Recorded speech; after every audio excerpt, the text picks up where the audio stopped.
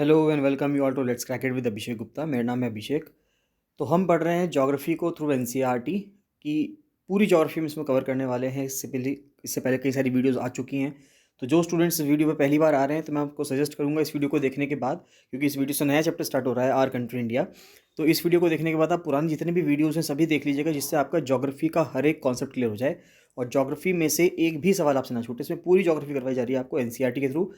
पहले क्योंकि एनसीईआरटी अपने आप में एक स्टैंडर्ड बुक है, पहले उसको करवा दिया जाएगा। उसके बाद जो और स्टैंडर्ड्स किताबें आती हैं, जैसे माजिद हुसैन सर की बुक आती है, जीसी लियोंग सर की बुक आती है, तो उसके बाद उनको कवर करवाया जाएगा, जिससे कि आपका ज्योग्राफी का एक भी कॉन्सेप्ट ना छूटे और सब के सब कंप्लीट हो जाए, जिससे कि आपका हर क्वेश्चन एग्जाम में आज जो आपके सामने आएगा वो आप कर पाएंगे।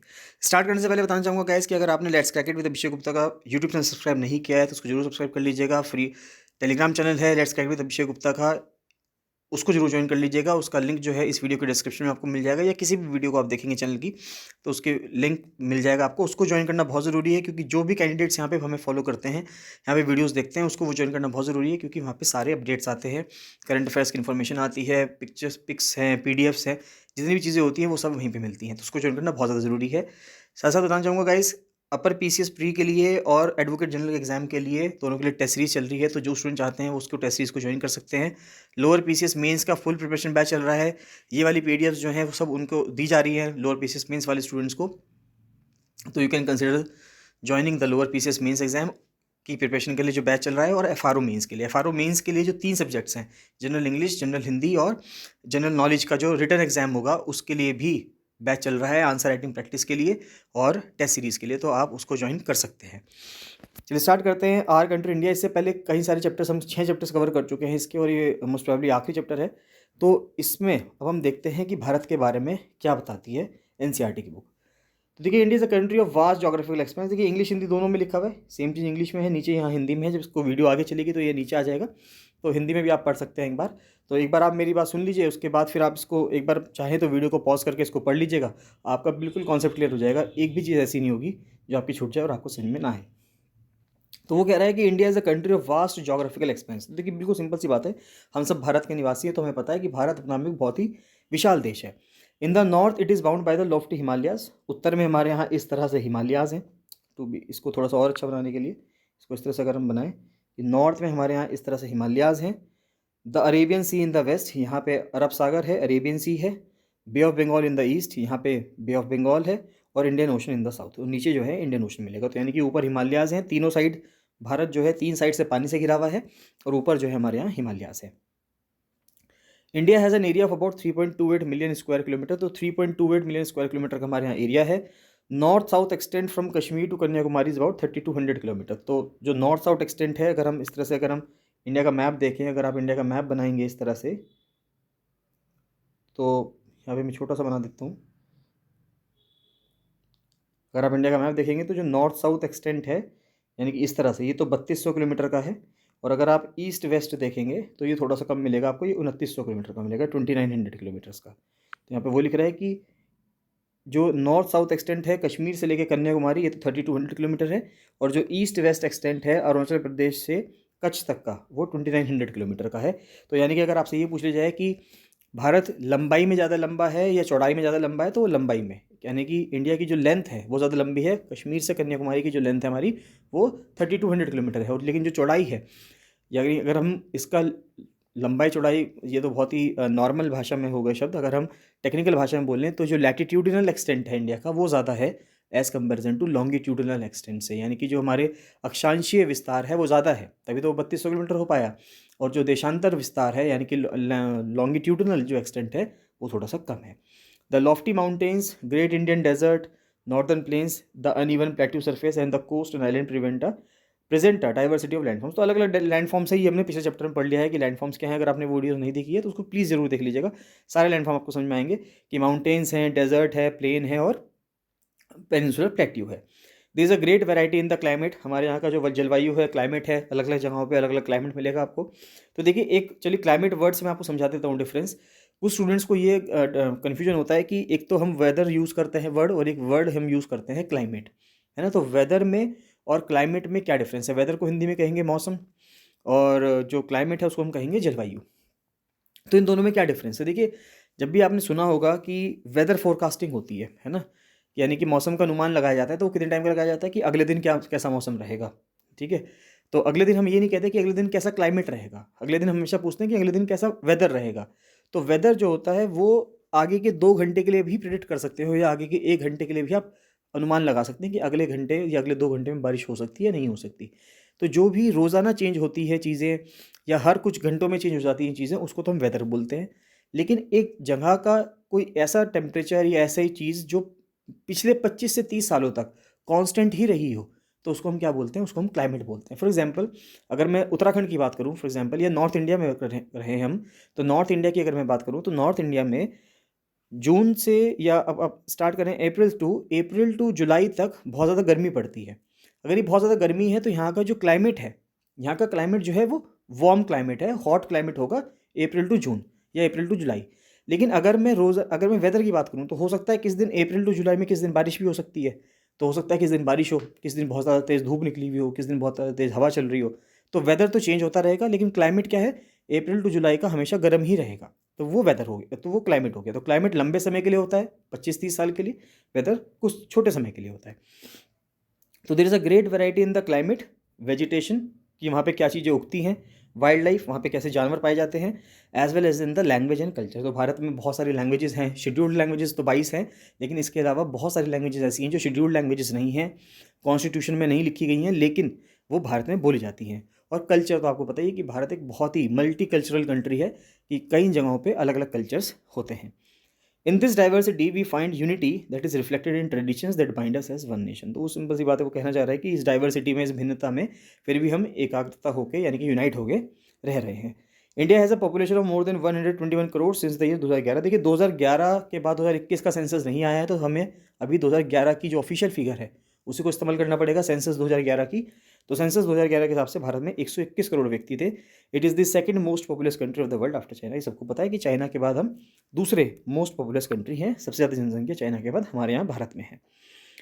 उसके बाद सेटिंग की बात करें, लोकेशनल सेटिंग, तो इंडिया जो है वो अपने आप में नॉर्दर्न हेमिस्फेयर में है। यानी कि अगर मैं ये धरती मानूँ, धरती का ये बीच में इक्वेटर हो गया 0 डिग्री, यानी कि ये जो हमारा 0 डिग्री पर अगर इक्वेटर है, भूमध्य रेखा है, तो भारत जो है आपको यहाँ मिलेगा कहीं, यहाँ पे इस तरह से, यहाँ पे भारत है। तो भारत पहली बात तो नॉर्दर्न में है, यानी कि नॉर्दर्न हेमिस्फेयर में है, उस वाले गोलार्ध में है, ठीक है, वो इक्वेटर से ऊपर।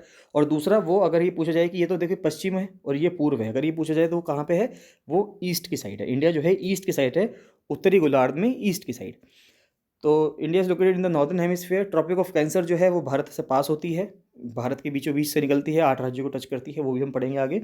South to north mainland of India extend from 8-4 से 37-6। यानी कि अगर मैं इंडिया का एक्सटेंड बताऊँ आपको, लैटिट्यूडिनल एक्सटेंड बताऊँ, तो जो अगर आप लैटिट्यूड देखोगे तो सबसे नीचे का लैटिट्यूड जो है वो 8-4 है, और सबसे ऊपर का जो लैटिट्यूड है वो 37-6 है। यानी कि ये इन द सेंस इस तरह से समझिए कि अगर ये इंडिया का हम मैप बनाएं, तो यहाँ पर अगर ये इंडिया का मैप है फॉर एग्जांपल, तो यहाँ पे तो कन्याकुमारी हो गया, यानी कि तमिलनाडु है।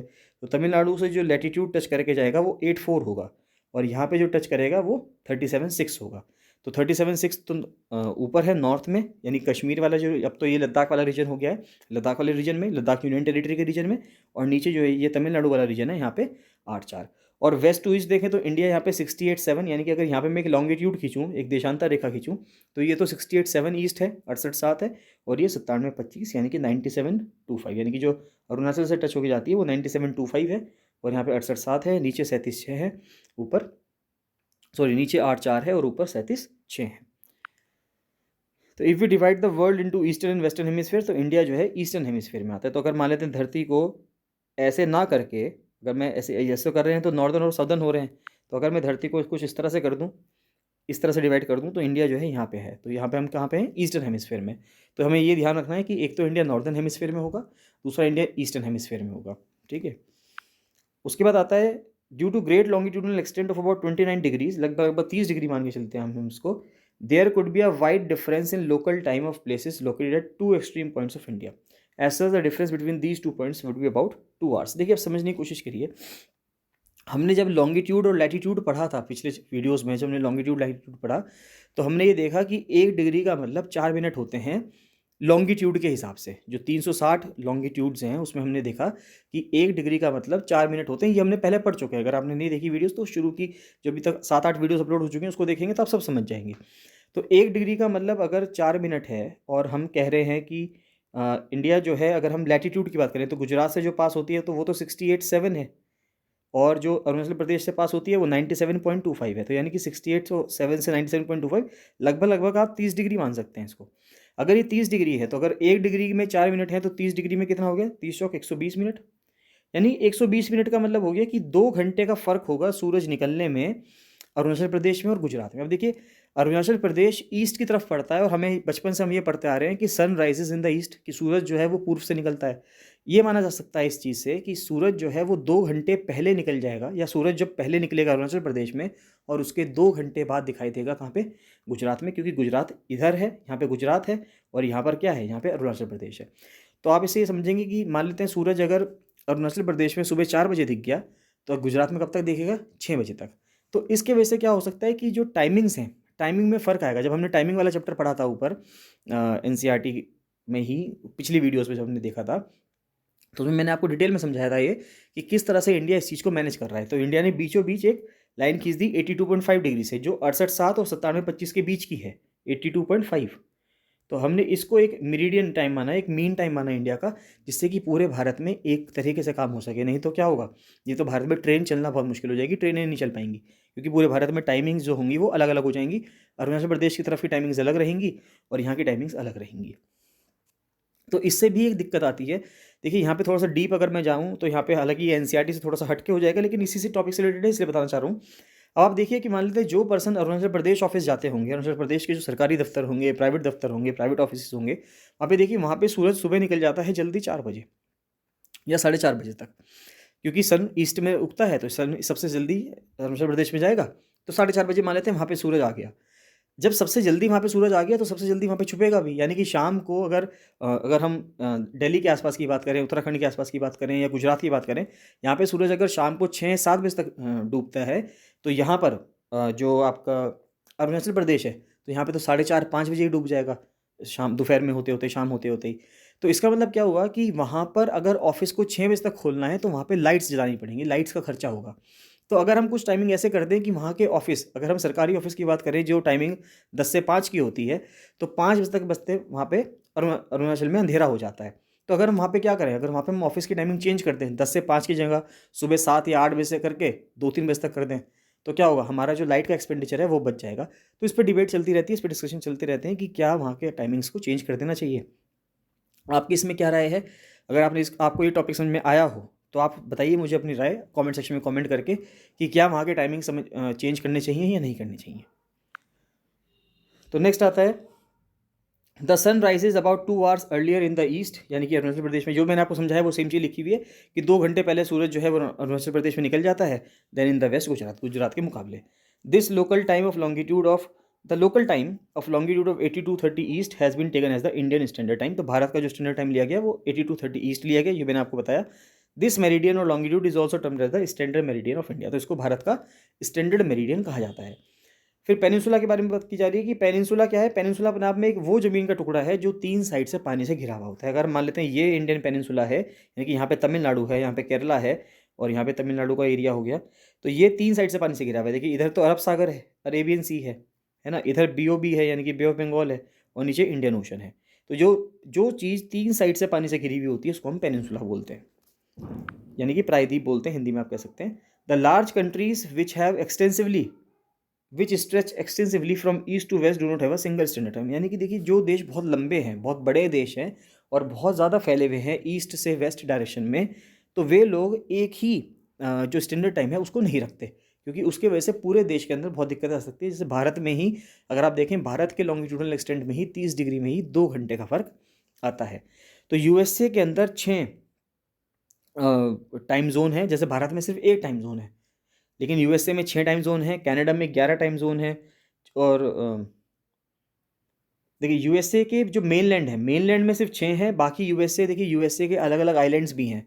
एक तो गुआम आइलैंड्स हैं, ठीक है, पैसिफिक ओशन में, और दुनिया भर के उन्होंने जो पूरी दुनिया में जो उन्होंने कब्जा रखे हैं आइलैंड्स USA ने, तो उसको मिला के उसके टोटल 11 आप कह सकते हैं कि 11 यूएसए के टाइम जोन्स हैं और कनाडा के 6 टाइम जोन्स हैं।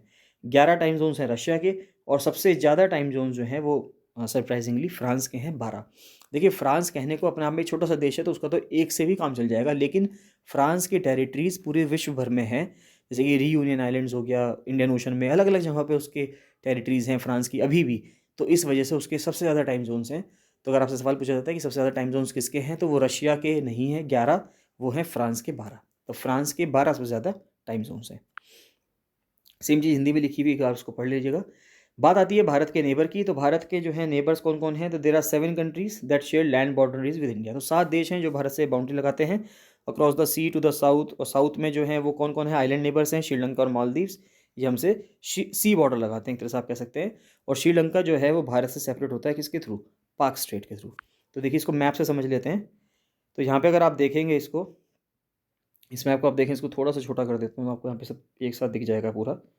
तो देखिए यहाँ पे इसको हम देखें तो यहाँ पे कौन कौन से देश हैं जो हमारे जो नेबर्स हैं। तो एक तो है पाकिस्तान है, अफ़गानिस्तान है। अफ़गानिस्तान हम क्लेम करते हैं इंडिया को टच करते हैं, हालांकि ये वाला जो ऊपर वाला रीजन है ये अभी हमारे पास इसका कंट्रोल नहीं है यहाँ से। तो यहाँ से इस रीजन का हमारे पास कंट्रोल नहीं है, तो फिर भी लेकिन एज एन इंडियन हम कहेंगे कि अफ़गानिस्तान हमसे टच करता है। उसके बाद चाइना से टच करता है, नेपाल से टच करता है, भूटान से, बांग्लादेश से और म्यांमार से। तो ये तो है लैंड बाउंड्रीज वाले कंट्रीज़। उसके बाद जो हम सी शोर वाले कंट्रीज़ हैं, जो समुद्र के थ्रू हम जिसको टच करते हैं, तो वो कौन कौन से हैं, वो यहाँ पे श्रीलंका है, ये श्रीलंका है, और यहाँ पे मालदीव्स हैं। यानी कि ये 2 कंट्रीज़ ऐसे हैं जिनको हम किसके थ्रू टच करते हैं, सी बाउंड्री के थ्रू टच करते हैं। अगर आपसे सवाल पूछा जाए कि इनमें से सबसे बड़ी बाउंड्री किसकी है जो इंडिया टच कर रहा है जिसको, तो वो बांग्लादेश की 4096 किलोमीटर्स की लेंथ है जो हम बांग्लादेश के साथ टच कर रहे हैं। सबसे लंबी जो बाउंड्री है वो बांग्लादेश के साथ है, और सबसे छोटी जो बाउंड्री है वो किसके साथ है, वो अफगानिस्तान के साथ है। सिर्फ 88 किलोमीटर्स, आपको 88 या 107 किलोमीटर्स, आप कहीं कहीं पे 88 किलोमीटर्स मिलेगा आपको, कहीं पे 107 किलोमीटर्स मिलेगा। लेकिन सबसे छोटी जो बाउंड्री है हमारी वो अफगानिस्तान के साथ है। और अब ये भी ध्यान रखिएगा, जब से नया मैप बना है तब से अब मैप कुछ इस तरह का हो गया है। तो जब मैप कुछ इस तरह का हो गया है तो यहाँ पे ये पूरा रीजन लद्दाख का है। तो अफगानिस्तान से कौन टच करता है, अफगानिस्तान से Ladakh, union territory of Ladakh touch करती है, union territory of Jammu Kashmir touch नहीं करती। और ना ही union territory of Jammu Kashmir China को टच करती। तो ये सवाल बहुत ज़्यादा स्टूडेंट्स को मिस्टेक हो सकता है कि वो उनको लगता है कि जम्मू कश्मीर चाइना को टच करता है। अब Jammu Kashmir as a union territory, केंद्र शासित प्रदेश के रूप में, वो चाइना को टच नहीं करता। लद्दाख की जो यूनियन टेरिटरी है वो ही चाइना को टच करती है, जब से नया मैप बना है 2019-2020 के बाद से। तो ये सेम चीज़ हिंदी में लिखी हुई थी कि ये सब जो इसकी जो पिक्चर कॉटे से जाएगी वो एनसीईआरटी को जाएगी, ये एनसीईआरटी से ली गई हैं। तो यही सेम चीज़ हिंदी में लिखी हुई है कि अफगानिस्तान है यहाँ पे देश, यहाँ पे पाकिस्तान है, चीन है, तिब्बत है, नेपाल है, भूटान है, बांग्लादेश और म्यांमार। तो सब चीज़ हिंदी में लिखी हुई, तो एक बार आप उसको पढ़ लीजिएगा। इन मैप्स को दिमाग में रखिएगा जिससे आपका सही हो जाए। और ये मैप है जो इंडिया का state of union territory show करता है। देखिए ये चीज़ मैंने आपको बताई है कि अगर आप देखेंगे ये जम्मू कश्मीर का ये नया मैप है, जो नया मैप भारत सरकार ने लॉन्च किया था, रिलीज़ किया था। तो अब देखिए जम्मू कश्मीर जो राज्य है, या सॉरी नॉट राज्य, केंद्र शासित प्रदेश है, यूनियन टेरिटरी है, वो चाइना को टच नहीं करता। वो सिर्फ पाकिस्तान को टच करता है, अफगानिस्तान को भी टच नहीं करता। अफगानिस्तान को कौन टच कर रहा है, अफगानिस्तान को यहाँ से, ये जो पतला सा रास्ता है यहाँ से जो टच कर रहा है वो लद्दाख की यूनियन टेरिटरी, देखिए यहाँ पे लद्दाख का रीजन दिखा रहे हैं ग्रीन कलर से, तो लद्दाख की यूनियन टेरिटरी है वो टच कर रहा है। तो देखिए यहाँ पे सब आप देख सकते हैं कि कितने स्टेट्स हैं हमारे यहाँ। इस टाइम पे 28 राज्य हैं हमारे यहाँ और 8 यूनियन टेरिटरीज़ हैं। देखिए दमन एंड दीव और दादरा एंड नगर हवेली यहाँ पे हैं, और इन दोनों को मर्ज कर दिया गया है आपस में। पहले ये अलग अलग हुआ करती थी, अब इन दोनों को मर्ज कर दिया गया है, तो ये यूनियन टेरिटरीज़ भी आपस में एक हो गई हैं। तो पहले हमारे वहाँ 29 राज्य हुआ करते थे और 7 यूनियन टेरिटरीज़ हुआ करती थी। बाद में जब जम्मू कश्मीर को स्टेट ख़त्म कर दिया गया, 2 यूनियन टेरिटरी बना दी गई, तो कितने राज्य हो गए, 28 राज्य हो गए थे और 9 यूनियन टेरिटरीज़ हो गई थी। लेकिन फिर बाद में दोबारा भारत सरकार ने क्या करा, दमन एंड दीव को और दादरा एंड नगर हवेली को कंबाइन कर दिया, तो ये एक घटकर कितनी रह गई, 8 रह गई। तो 28, अगर प्रेजेंट में मैं आपसे बात करूं तो प्रेजेंट में जो भी एग्जाम आने वाला है आगे, अगर 27 मार्च या 3 अप्रैल से पहले भारत सरकार भारत के नक्शे में कुछ छिड़कानी नहीं करती है, तो हमारे यहाँ 28 तो राज्य हैं और 8 यूनियन टेरिटरीज है। यही फाइनल डेटा है, इस पर आप टिक लगाइएगा ऑप्शंस में। इस बार भी सवाल पूछा गया था, अगर आपने क्वेश्चन पेपर देखा हो एपीएस का, जो एडिशनल प्राइवेट सेक्रेटरी का पेपर हुआ है उत्तराखंड एडवोकेट जनरल के ऑफिस का 30 जनवरी 2022 को, तो उसमें ये सवाल आया था कि भारत में इस टाइम पे कितने राज्य हैं। तो कई सारे स्टूडेंट्स ने 29 पे आंसर लगाया, कितने ने 27 पे आंसर लगाया, लेकिन आंसर था 28। तो ये सभी स्टेट्स हैं, इनकी कैपिटल्स हैं, ये सेम चीज़ लिखी हुई, तो एक बार उसको पढ़ लीजिएगा जिससे कि आपका पूरा कंप्लीट हो जाए, कुछ भी ना छूटे। यही सेम चीज़ हिंदी में है, तो आप इसको देख सकते हैं कि कौन सा राज्य ऐसा है जो टच कर रहा है। देखिए यहाँ पे इन्होंने ऐसे बना रखा है कि ये सिर्फ चाइना को टच कर रहा है लद्दाख, और ये पाकिस्तान को टच कर रहा है। तो उसमें बाकी और कोई मैप में छेड़खानी नहीं की गई है भारत सरकार द्वारा, तो इसमें और कोई डिफरेंस नहीं है। अब ये आता है इंडिया का फिजिकल मैप। देखिए इंडिया का फिजिकल मैप, हमने मैप देखा कि पहले तो हमने देखे कि भारत के जो देश हैं, भारत किस किस देश को टच करता है।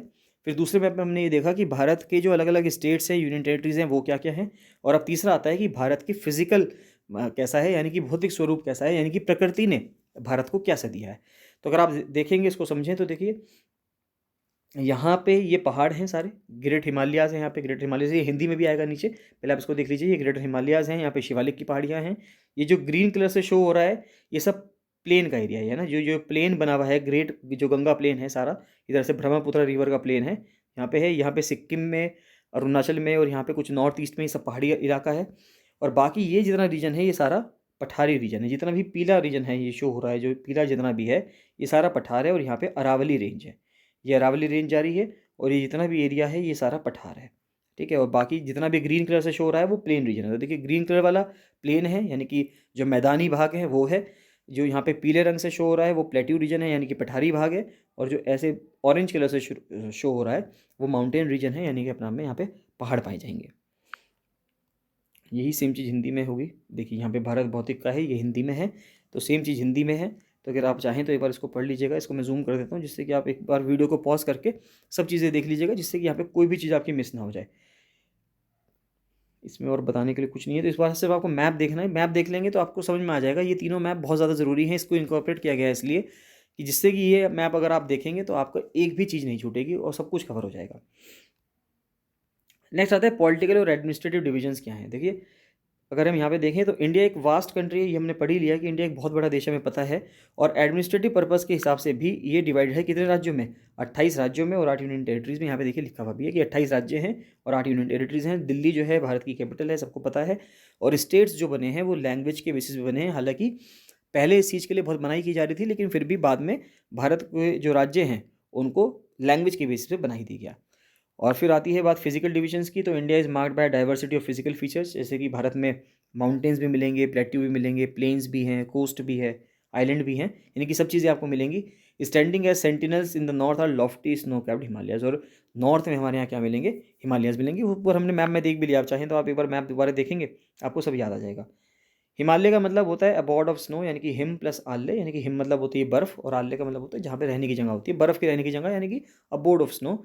The Himalayan mountains are divided into 3 main parallel ranges. देखिए हिमालयाज की जो माउंटेन रेंजेस हैं वो 3 में डिवाइडेड हैं। किस तरह से हैं, एक तो है सबसे पहले वृहद हिमालय यानी कि ग्रेट हिमालयाज, फिर लेसर हिमालयाज यानी कि लघु हिमालय, और फिर शिवालिक। तो ये 3 रेंज हैं जो हिमालय की बनी है, और जो शिवालिक रेंज है वो सबसे नई है। उसके बाद आता है कि the northern most is the great Himalayan, ये मैंने आपको बता दिया। ग्रेट हिमालय सबसे ऊपर वाली, यानी इसको हिमाद्री भी कहा जाता है। उसके बाद आता है फिर मिडल हिमालयाज, यानी कि लेसर हिमालयाज भी कहते हैं इसको, या लेसर हिमालयाज बोल देता हूँ, मिडल हिमालयाज। सबसे नीचे शिवालिक रेंज, ठीक है। तो यानी कि जो वर्ल्ड की हाईएस्ट पीक्स हैं वो आपको इसी रेंज में मिलेंगी, ग्रेटर हिमालयाज में। जो माउंट एवरेस्ट की जो पीक है वो ग्रेटर हिमालयाज का ही पार्ट है। मिडल हिमालय हुआ या हिमाचल हुआ, lie to the south of Himadri. So सबसे ऊपर वाली के नीचे जो है ये मिडल हिमालय हो गया।